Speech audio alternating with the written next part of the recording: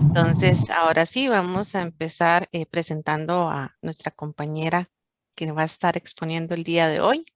Su nombre es Alejandra Sánchez Ávila. Alejandra por 10 años fue docente de matemática a nivel de secundaria en el Ministerio de Educación Pública. Ha laborado por más de 16 años como profesora en la Universidad Estatal a Distancia, misma entidad en la que hoy se desempeña como encargada de cátedra, específicamente en la Cátedra de Didáctica de la Matemática, donde coordina asignaturas para la formación de futuros docentes en enseñanza media y docentes de primer y segundo ciclo. En estos últimos ciclos también participa de la formación de maestros indígenas cabécares. Además, desde el 2020 representa a la universidad en la comisión organizadora de la Olimpiada Costarricense de Matemática para la Educación Primaria Olcomep y en la internacional Olimprim. Ha sido coinvestigadora en temas sobre la evaluación de los aprendizajes en matemática, en currículos que involucran la resolución de problemas como estrategia metodológica, específicamente, por ejemplo, el programa Estado de la Educación, así como también en etnomatemáticas y psicopedagogía. También ha fungido como autora y revisora de materiales didácticos y artículos científicos para primaria, secundaria y universidad en medios tanto nacionales como internacionales. Ella es bachiller en enseñanza de la matemática asistida por computadora por el Instituto Tecnológico de Costa Rica. Es licenciada en docencia y máster en psicopedagogía por la Universidad Estatal a Distancia. Entonces, bueno, Ale, sin más preámbulo, te doy el pase para que inicies.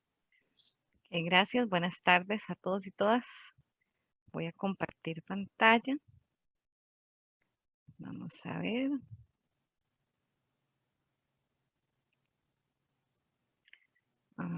No entró en la primera. Vamos a ver. ¿Qué me dice si ahí ya lo ven? Es correcto, Ale. Ok, gracias. Bueno, el título de la charla que les quiero compartir hoy son ideas para aventurarse en la construcción de problemas matemáticos. Lo primero es comentarles por qué seleccioné este tema. Gracias a los compañeros por invitarme a participar en este seminario, ¿verdad? Y permitirme en este caso es seleccionar el tema, porque realmente es muy importante saber que aquí están egresados, están estudiantes de la carrera, que también tenemos compañeros del programa, ¿verdad? De la carrera de enseñanza de la matemática de la UNED y posiblemente otras personas que nos han acompañado o nos han brindado otras charlas. Em, Esto porque en algún momento tal vez alguno se sienta em, identificado con lo que voy a mencionar de por qué esta selección.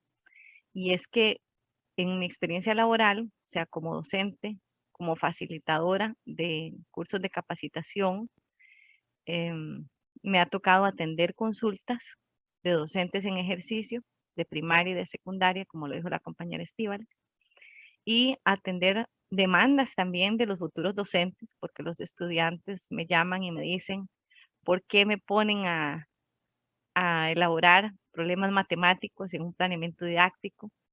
Y no me han preparado para, ¿verdad?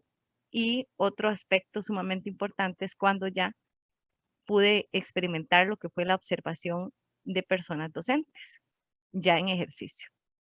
Entonces, de toda esa experiencia, ¿cuál es el factor común?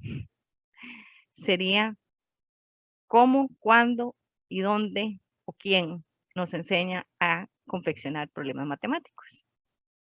Bueno, es una pregunta bastante visionaria, diría yo, porque no es fácil contestarla.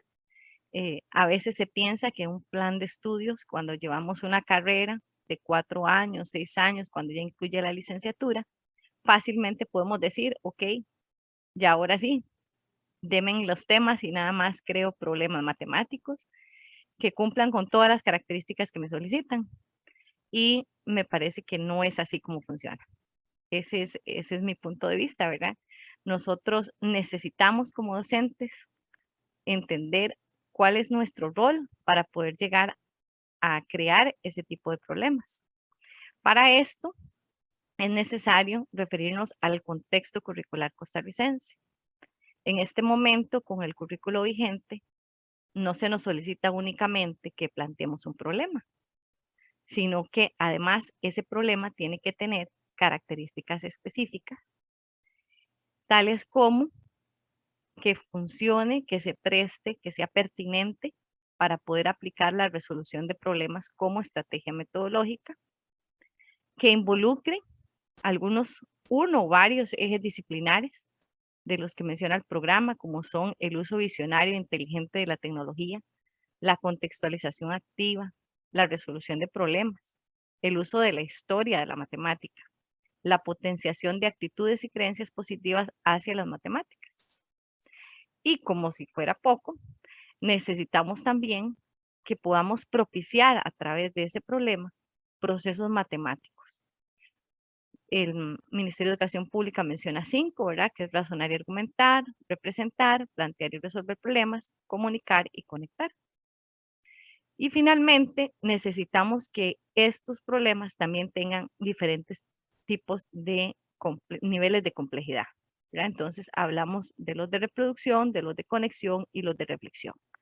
Entonces, cuando nos piden la elaboración de un problema, realmente muchos de nosotros sentimos o hemos sentido una debilidad para crearlos. O nos preguntamos, o sea, ¿en qué momento me enseñaron a hacer esto? ¿Verdad?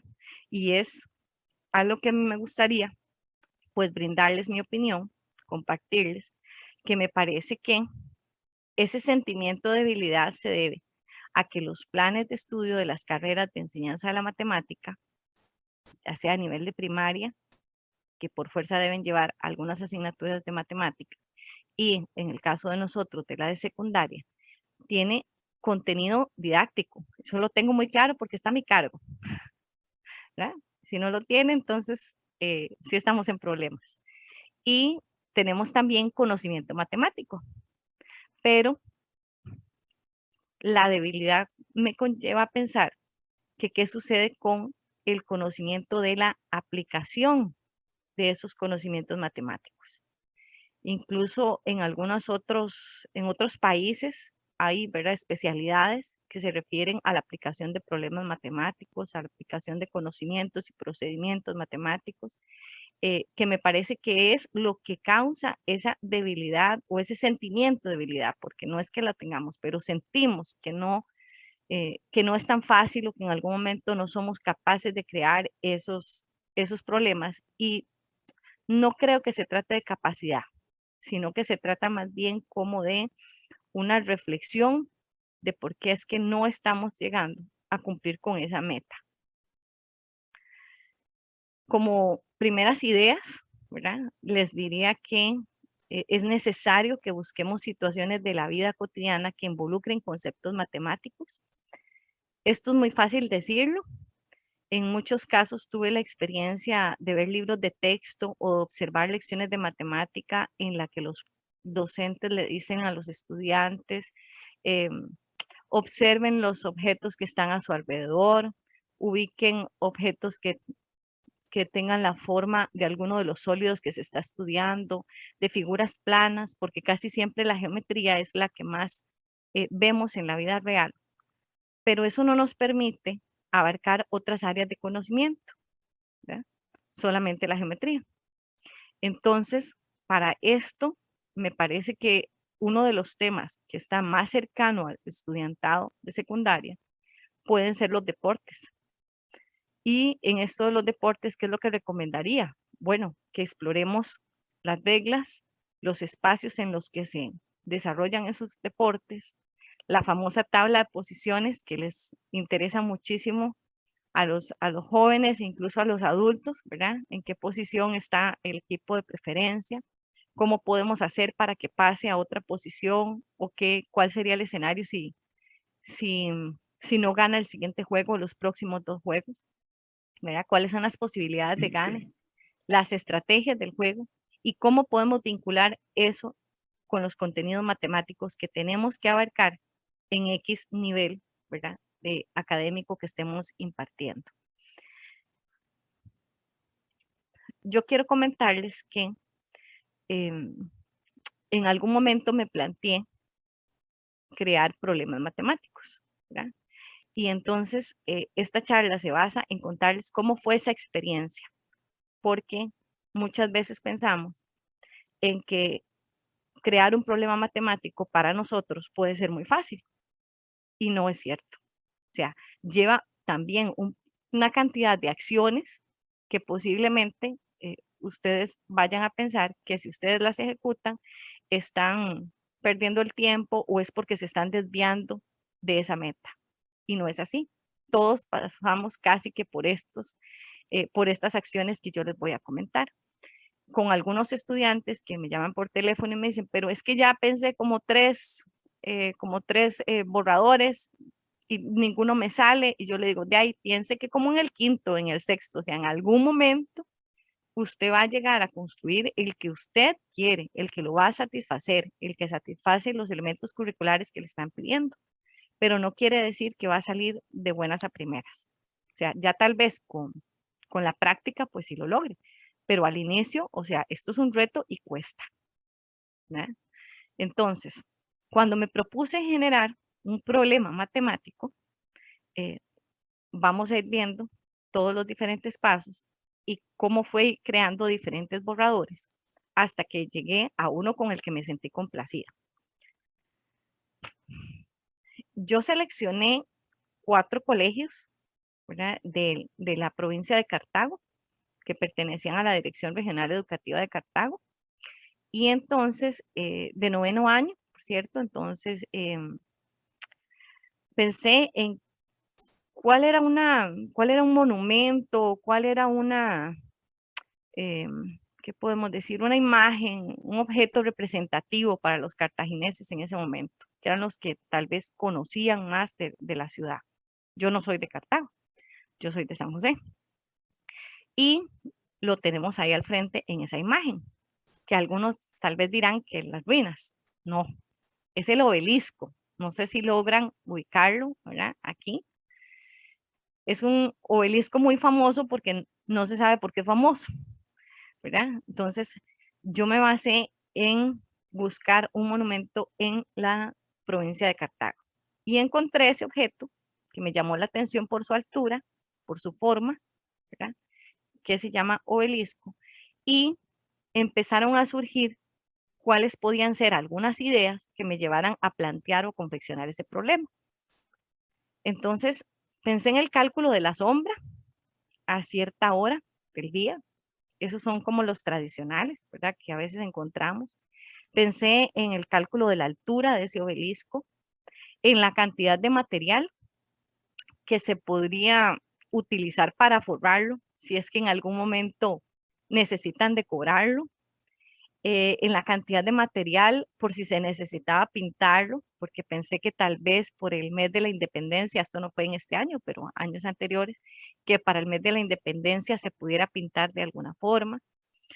También pensé en colocar una luz en el punto más alto, ¿verdad? Que pudiera iluminar cierta cantidad de área, ¿verdad? Y así sucesivamente. Y cuando ya pensé en qué conocimientos matemáticos podría relacionar que estuvieran en el programa de estudios con el nivel seleccionado, pensé en las razones trigonométricas y en el teorema de Pitágoras. Pero como les digo, es un primer borrador, fueron las primeras ideas. También me interesaba saber o poderle comunicar a los estudiantes el propósito de la creación de ese obelisco, para conocer un poco acerca de por qué en Cartago existía ese monumento. Pero fue tan interesante que no lo encontré, ¿verdad? Lo que encontré fue que estaba a punto de demolerse. O sea, que ya quedaban como 2 meses para que el obelisco desapareciera. Entonces me puse a valorar la utilidad del problema. O sea, ¿para qué voy a pensar en que lo vamos a decorar o que le vamos a poner una luz o etcétera?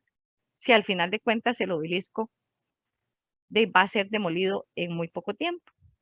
Entonces, después de haber hecho todo eso, decidí desechar ese primer borrador. Desechar entonces esas ideas que se me habían ocurrido con respecto al obelisco. Entonces, la idea de plantearles esto es que vean que a veces tenemos ideas, que las ideas no tienen por qué ser erróneas, pero que realmente no tienen un significado para la población meta, que en este caso eran los estudiantes de Cartago.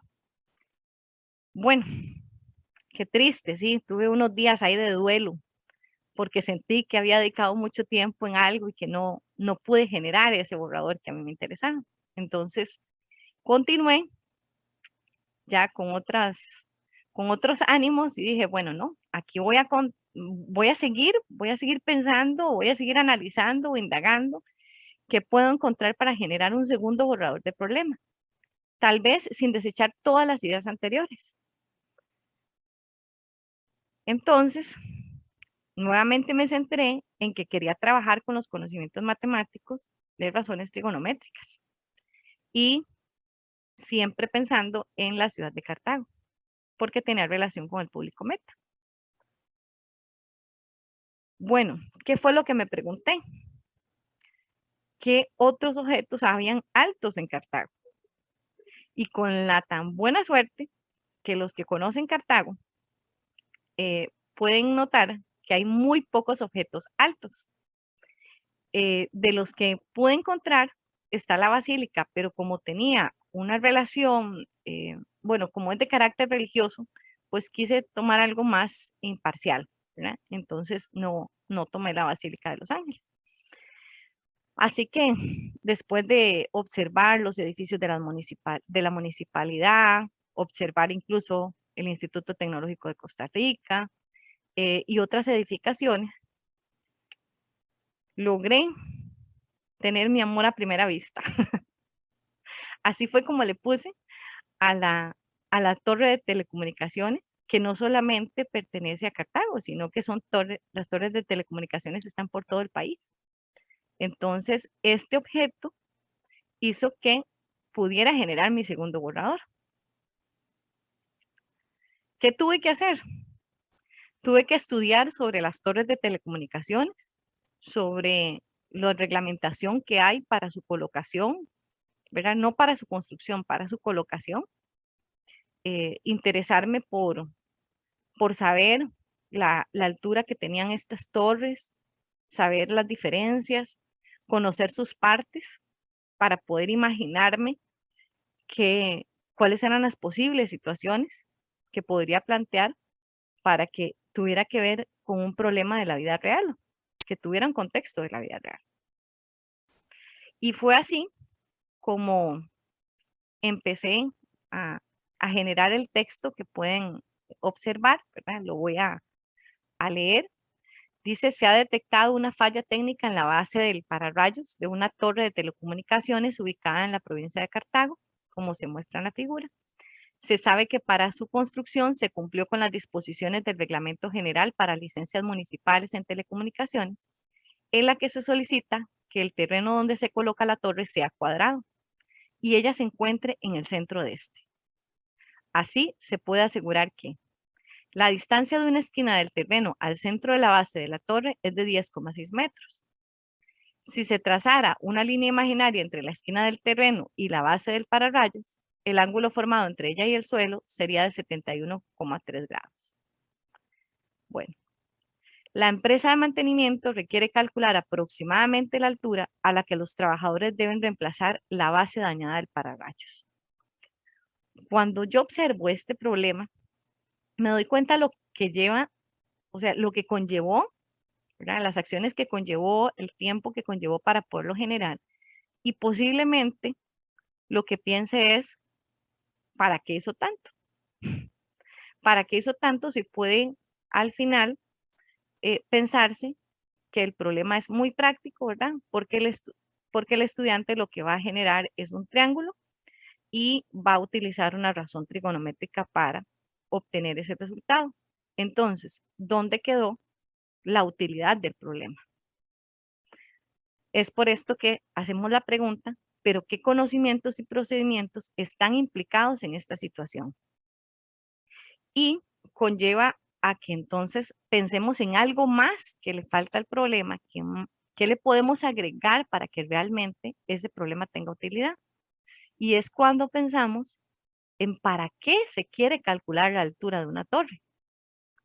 ¿Para qué se quiere calcular dónde está la altura de dónde está la falla? Entonces, parto de lo que un estudiante, ¿verdad? Se supone que se le ocurriría y es formar el triángulo rectángulo que ven en pantalla. Eso sería lo que se espera. Y el estudiante posiblemente deba preguntarse o se refiera o se devuelva a sus conocimientos previos y piense, bueno, tal vez pueda utilizar Pitágoras, pero con la información que tenemos debe darse cuenta que no es posible aplicar Pitágoras porque no tenemos la cantidad de datos que se requiere. Entonces, al pensar que tengo un ángulo, podría relacionarlo con razones trigonométricas, que en este caso pues ya ha visto el seno, el coseno y la tangente. Y de ahí tendría el estudiante que decidir cuál de ellas seleccionar y además pensar por qué descarta las otras, ¿verdad? Entonces, esto es lo que más o menos se piensa que el estudiante tendría que llenar. Bueno, como les decía anteriormente, ¿para qué nos sirve esa altura? Es cuando decido agregarle entonces al problema la razón de por qué calculamos esa altura. Y es que esa empresa de mantenimiento requiere calcular esa altura, ¿verdad? Porque si la altura es mayor de 35 metros, debe contratar una grúa. O sea, no es suficiente mandar una cuadrilla, sino que ya esto implica una toma de decisiones. Se va a necesitar conocer esa altura porque a simple vista no puedo hacer el cálculo necesario para decir, bueno, tiene 31, 32, 33, 35, tiene más, tiene menos, ¿verdad? Entonces, por eso es que realizo ese cálculo. Y al final, el estudiante lo que nos indica es si debe o no debe contratar la grúa y además enviar la cuadrilla. Como les indicaba, ¿qué otras acciones podría hacer el estudiante además de contestar esa respuesta? Bueno, el estudiante podría también analizar por qué no le sirvieron las otras razones trigonométricas o por qué no le funcionó el teorema de Pitágoras que había visto anteriormente. Todo esto es el preámbulo para indicarles, o sea, cuál es el contexto de ese problema. Bueno, la idea de crear este problema era para que los estudiantes pudieran trabajar la parte de la movilización de los conocimientos, de los aprendizajes en la guía de trabajo autónoma que se estaba utilizando durante tiempos de pandemia. Vamos a ver si aquí la puedo presentar, las puedo compartir. Estíbaliz, ¿la ven? ¿Estás compartiendo el video? No, La GTA. ajá, la GTA. Seguimos viendo tu presentación. Ok, dame un segundo. Voy a dejar de compartir. Vamos a ver si me aparece aquí. Ahí, Ahora sí. ok. Dice propuesta Ajá. de... Ah, bueno, me preparo para hacer Y la es que guía. voy a Ok, pasar, sí. perfecto. Ok, lo que me interesa es, ¿verdad? Que se vea que este problema, ¿verdad? Lo que nos servía era para que poco a poco le fuéramos indicando al estudiante cómo poder ir trabajando las etapas de la resolución de problemas, los momentos, ¿verdad? Que nos solicita el Ministerio de Educación Pública y que el estudiante lo tenía que hacer de forma autónoma. ¿No? Y que nosotros lo que hacemos es ir propiciando cierta reflexión para que el estudiante lo pueda hacer solo, ¿verdad? Entonces, aquí es cuando le hacemos preguntas al estudiante, ¿verdad? Para que poco a poco, solo, ¿verdad? Porque lo tenía que hacer en su casa, ¿verdad? Pudiera ir identificando cuál era la razón econométrica que iba a utilizar y cómo podía también, cómo se proponía que el estudiante pudiera hacer la discusión interactiva y comunicativa. Por ejemplo, que pudiera discutir con sus compañeros, que lo hiciera a través de un chat en WhatsApp, si era que lo tenía el profesor, si el profesor utilizaba Classroom, independientemente de la tecnología, ¿verdad?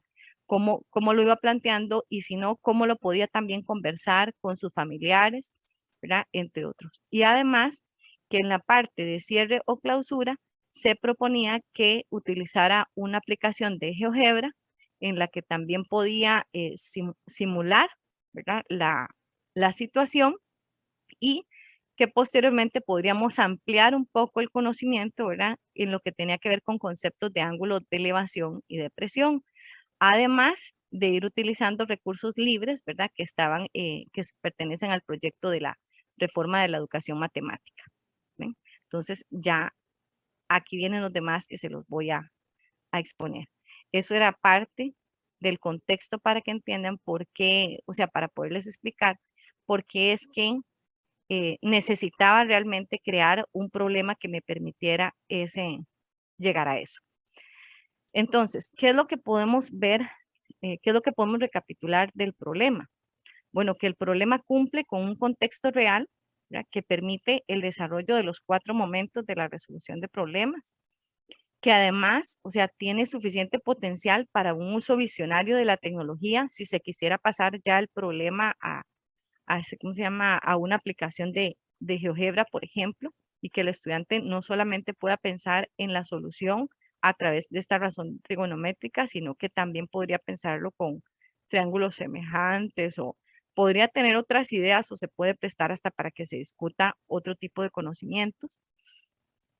Tiene un sentido de utilidad, ¿verdad? Que le permite hacer una toma de decisiones.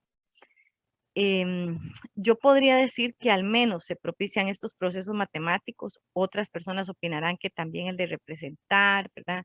Em, y otros, pero o sea, que yo garantice, ¿verdad? Es que se propicia el de razonar y argumentar por la forma en la que se plantea, el de comunicar, porque el estudiante debe indicar por qué utiliza o no utiliza un conocimiento y un procedimiento matemático específico, y el de conectar porque tiene relación con otra disciplina, ¿verdad? O con contextos reales. Y para mí una idea prospectiva, bueno, yo pensaría que esto contribuye a que el estudiante conteste la pregunta que se hace comúnmente sobre para qué se estudian las matemáticas. Bueno, porque tiene utilidad en la vida real. Entonces, aquí hay un ejemplo de esa utilidad. Con esto llegaríamos a lo que es este primer problema. Pero obviamente que cuando trabajamos una clase no solamente necesitamos un problema, también necesitamos otros ejercicios que siguen apoyando esta etapa que es de la movilización. Entonces, de igual forma, me di a la tarea a generar un segundo problema que les presento a continuación. Ok, aquí está en modo presentación.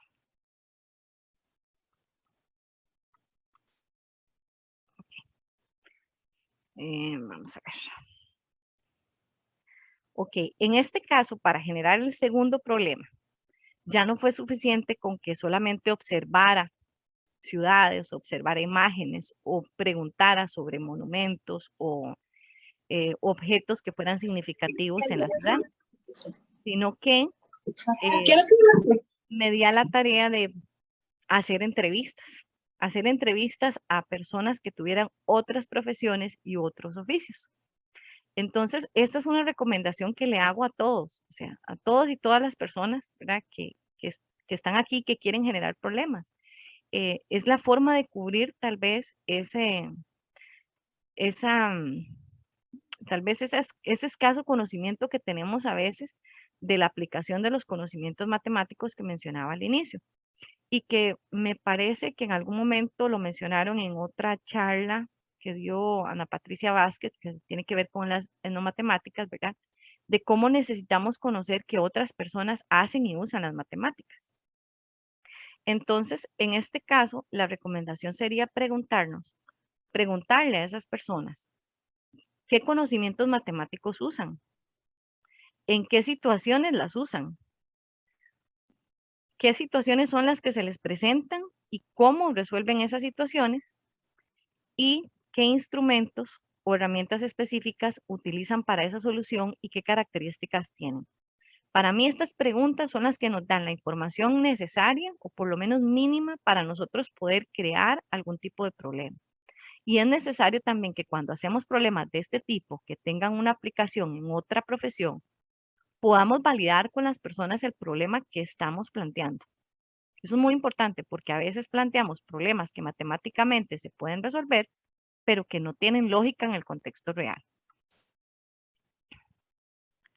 ¿Qué encontré cuando hice esas consultas, cuando hice esas indagaciones?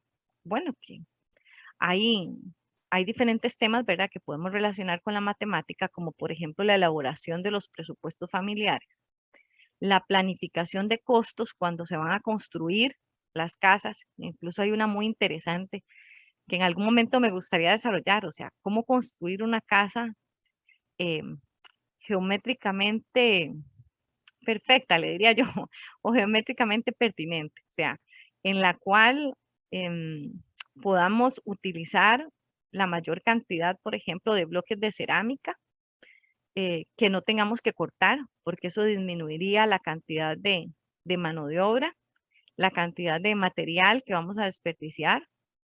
eh, y eso con respecto a las medidas también de las láminas del zinc, del purlin, etcétera, ¿verdad? Tal vez algún día antes de jubilarme cumpla con la construcción de ese problema, pero ahí les dejo, ¿verdad?, la idea. También tenemos estadísticas y censos, ¿verdad?, que trabajan mucho los temas de, pues como su nombre lo dice, de estadística, ¿verdad? El lanzamiento de objetos cuando los estudiantes o las personas juegan fútbol o cuando hacen, bueno, yo he trabajado mucho, los que me conocen, el lanzamiento de cohetes, ¿verdad? Puede ser tipo juego. La divulgación de un anuncio en línea, o sea, cuánto tiempo, en cuánto tiempo se puede divulgar a X cantidad de personas, ¿verdad? Sabemos que eso es exponencial. Em, Cuando ocurren terremotos, también tiene una relación exponencial que se puede trabajar. Hay videos en internet acerca de eso. Y la construcción de edificaciones y obras artísticas. em, Aquí muy conocido, digamos, la sección áurea para los pintores. Pero como les digo, o sea, yo entrevisté unos cuantos. Obviamente que hay un sinfín, diría yo, de, de oficios o de acciones matemáticas que se podrían indagar. En mi caso, para este segundo problema, decidí trabajar con la construcción de una casa que tenía un techo a dos aguas, ¿verdad? Que está así, eso se llama techo a dos aguas, que depende del material que utilicemos para el techo, así va a ser el ángulo de inclinación, ¿verdad?, etcétera. Entonces, escogí que fuera de teja colonial. Todas esas son informaciones que se consiguen en internet. Y así generé este texto. Dice, Manuel es un estudiante de noveno año, un momentito, que vive en Cartago en una casa de alquiler. El proyecto familiar del 2022 es tener casa propia. Para esto, su papá ha conversado con un amigo que es constructor y le propuso colocar teja colonial a dos aguas, con un ángulo de inclinación de 11,19 grados, como se propone en la siguiente figura. Manuel está preparado porque está preocupado, perdón, porque ha escuchado que la medida de la altura H es muy importante para evitar que el agua ingrese a la casa cuando llueve muy fuerte. Vean qué importante en este tiempo de inundaciones, ¿verdad?, y de tanta lluvia.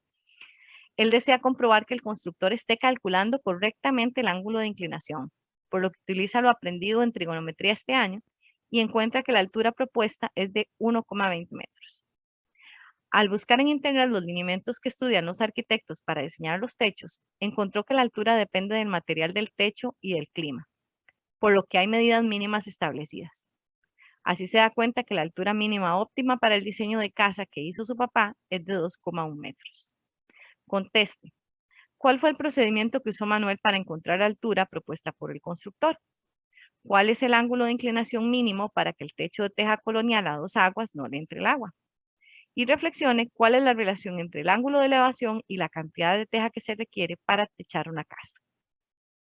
Entonces, mi idea no es darles aquí, ¿verdad?, las respuestas ni resolver cada uno de los ejercicios, cada uno de los problemas, sino irles dando algunas ideas de cómo construir o cómo motivarse a construir problemas de ese tipo y por tanto, pues nos demos cuenta que nuevamente, al hacer este segundo problema, podemos reafirmar que el problema es de contexto real, que es ajustable para un uso inteligente de la tecnología, o sea que podríamos crear, ¿verdad?, una aplicación, un Apple, y podríamos manipular para darnos cuenta qué sucede con ese ángulo de elevación, calcular la cantidad que se utiliza de teja para el techo, etcétera.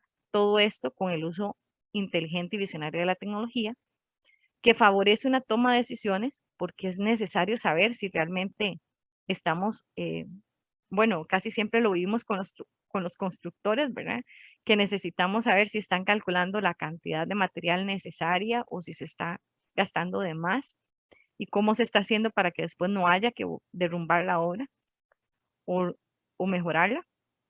Y los procesos matemáticos, razonar y argumentar, comunicar y conectar, que nuevamente se están propiciando. Y la respuesta al para qué estudiamos matemática. Que ya me informan que nos quedan 8 minutos. Qué dicha porque me quedan 5 del video.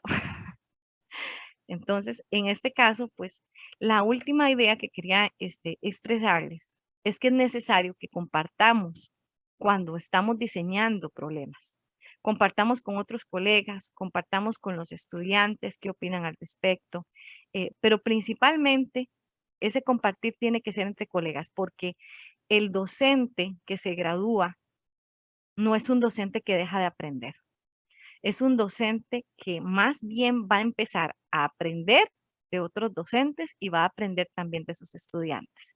Y esta es parte de la filosofía que se tiene en la estrategia de trabajo que se propone en Japón, que es el estudio de clase, ¿verdad? Entonces, para esto, les voy a presentar nada más unos minutos del video Maestros Aprendiendo Juntos. Voy a dejar de compartir acá. Este enfoque de mejorar el estudio de las clases hizo posible mejorar las habilidades de enseñanza de los maestros y aumentó el nivel escolástico de los niños japoneses a los más altos en el mundo. Ahora vamos a echar un vistazo a los procesos involucrados en un estudio de las clases. Existen 3 pasos principales en un estudio de las clases: la planificación de la clase, seguimiento de la clase, observación y evaluación y reflexión sobre las clases dadas.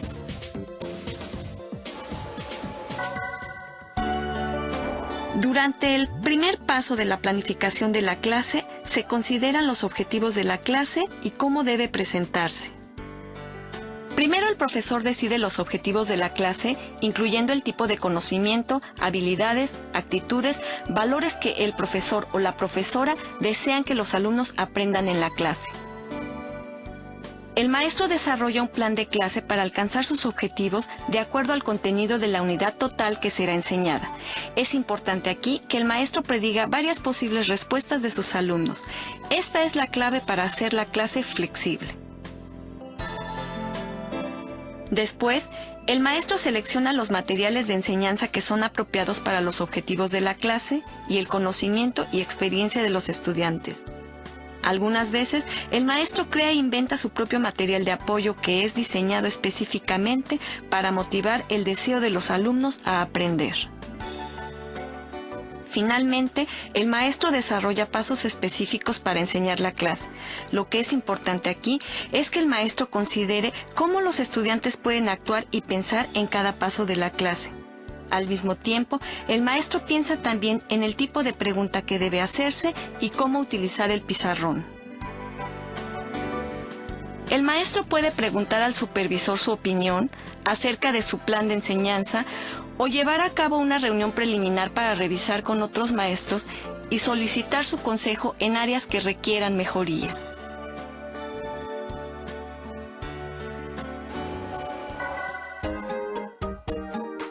Después de acabar con los pasos preparatorios, clase experimental es conducido y observado por un número de maestros. Las clases son enseñadas de acuerdo al plan de la clase. Sin embargo, siendo que las respuestas son impredecibles, el maestro debe estar preparado para cualquier cosa. Lo que es importante aquí es estar abierto a las ideas de los estudiantes e incorporarlas dentro de la clase al mismo tiempo que se respetan los objetivos de las clases. Esto dará al salón de clases un ambiente activo de aprendizaje. Por el otro lado, los observadores ven las actividades de la clase desde el punto de vista del maestro que conduce la clase y los estudiantes.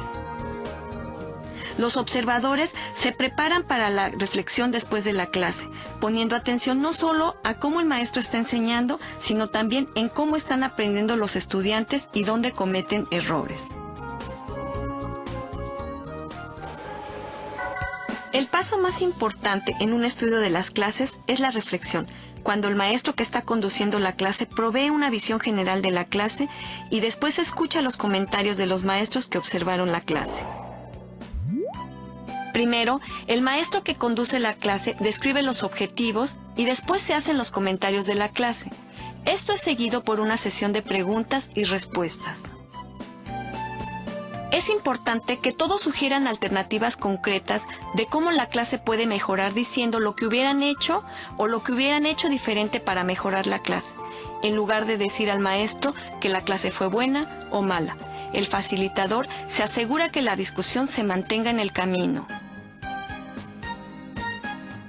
Estas discusiones no solo nutren el desarrollo profesional del maestro que presenta la clase, sino también permite a todos los participantes desarrollar un ojo para observar la clase, mientras ponen atención a cómo los estudiantes piensan y expresan sus ideas y de cómo el maestro puede interactuar de mejor manera con ellos.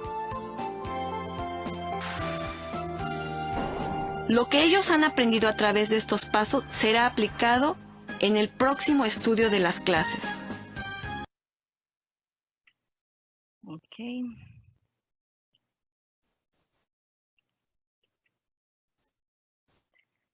Ok. Y por último, Estíbaliz, ¿están viendo mi pantalla? Es correcto, Ok. la presentación. Ajá, gracias. Sí, lo que quería mencionarles en ese caso es que sabemos que en Costa Rica no hay una cultura, ¿verdad?, docente de que observemos clases de otros compañeros, de otros colegas, y que incluso cada vez que vamos a hacer una observación, tanto estudiantes como docentes, hay que hacer varios trámites, ¿verdad?, incluso burocráticos. A nosotros nos tocó con el programa del Estado de la Educación, por ejemplo, para poder observar 35 grupos.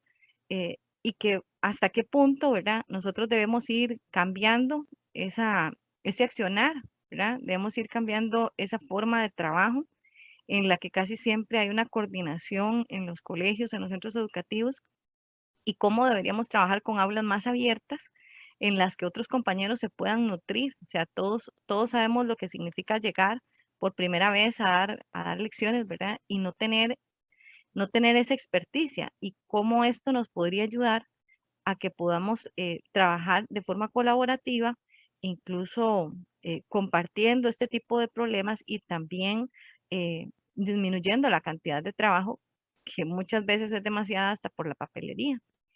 Y por último, solamente quería enseñarles un meme que me llegó hace poco, ¿verdad? Los que tienen así tan poquitos añitos como yo, ¿verdad? Conocemos a muchos Migueles, a muchos Migueles, ¿verdad?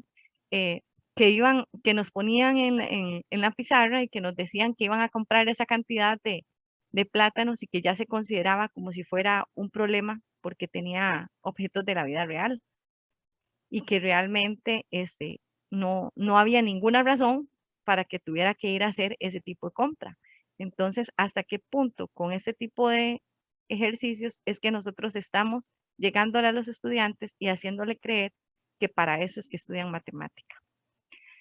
Eso sería con muchísimo gusto para ustedes y quedo a sus órdenes. Muchísimas gracias, Ale. Bueno, acá por el chat tenemos dos preguntitas. La primera dice, saludos, profe Alejandra, felicitarla por su trabajo. Además, dentro de su proceso de intervención de problemas, ¿utilizó algún problema ya planteado y modificarlo de forma de generar uno nuevo? No, francamente, o sea, yo no utilicé un problema para mejorarlo, o sea, o para modificarlo. Sí utilicé problemas que ya estuvieran en algún libro de texto o problemas que otros compañeros colaboraron, que incluso mencioné, que había puesto un link de problemas que estaban en el proyecto de la reforma de la educación matemática. Estos sí los utilicé como lista de problemas para la etapa de movilización de ejercicios, de conocimientos, pero no en ningún momento se partí de uno que ya estuviera y ajustarlo, que me parece una excelente idea también. Ok, ¿Verdad? perfecto. Por acá dicen, respondió a mi pregunta antes de escribirla. Muy buena presentación. Tenemos otra pregunta que dice, ¿se puede considerar el diseño original de problemas matemáticos como una forma o ejercicio de investigación educativa en vista de la búsqueda de la información y la intención de encontrar soluciones a ciertas dificultades en clases de matemática? Bueno, si lo queremos como ver como una práctica investigativa, incluso de acción de aula, o sea, a mí me parecería genial, o sea, que un docente llegue a eso, porque la idea sería que pueda hacer todos estos pasos, ¿verdad? Todas estas etapas y además que llegue a concretarlo ya en un documento escrito, ¿verdad? Ya sea un artículo para compartir con otros compañeros, ¿verdad? Y realmente si cumple, si las personas, em, o sea, si lo hacemos de forma rigurosa, con procesos de validación, con procesos, incluso de implementación, que yo no llegué a implementarlo, ¿verdad? Yo todavía no he llegado a esa fase. Mi idea es poder aplicarlo ya el próximo año, ¿verdad? Eso podría llegar perfectamente a concretarse como una investigación científica. Pero tendríamos que cumplir con todos esos pasos, ¿verdad? No solamente decir que vamos a hacer una investigación bibliográfica o que vamos a hacer una indagación, unas entrevistas y que ya a partir de ahí, por lo generado, ya le vamos a llamar a eso investigación. No, tendríamos que cumplir también con los procesos de validación, incluso de ejecución, un análisis de resultados y a partir de ahí, pues sí, ya hablar de un proceso científico, Ok, perfecto. investigativo. Ujú. De momento no hay más preguntas. Hay algunos comentarios, por ejemplo, que, bueno, por acá Sebastián al inicio mencionaba que de hecho las funciones son bastante observables en la naturaleza y puede ser una medida efectiva para hacerlas más atractivas e interesantes para los estudiantes. Por acá hay otro comentario de David que indica, dice, siento que uno como profesor debería curtirse en ciencias y leer mucho sobre cultura e historia también. Un rico acervo de conocimientos nos permite contemplar más situaciones en que se puede aplicar la matemática y aplicar conceptos. No es una tarea fácil, pero siento que es muy enriquecedora, que nos hace mejores profesionales y personas más cultas. También a veces nuestros estudiantes son fuente de inspiración maravillosa. Sus ideas y formas de ver el mundo son diferentes y nos acercan a cómo perciben la realidad matemática y cómo podrán aprender de mejor manera y en qué problemas y ejercicios nuevos podríamos utilizar. Y por acá otro comentario dice, así es importante dirigir una formación integral. Como futuro educador, sé la importancia que tiene tener conocimientos de cultura general. Y vamos a ver, creo que de momento no hay más consultas.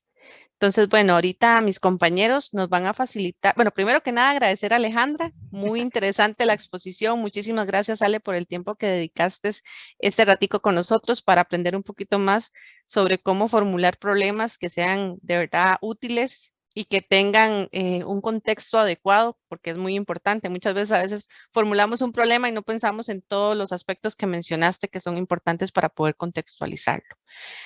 Ahora mis compañeros nos van a facilitar el enlace para pasar a la siguiente charla. Muchísimas gracias a todos y nos vemos en la otra charla.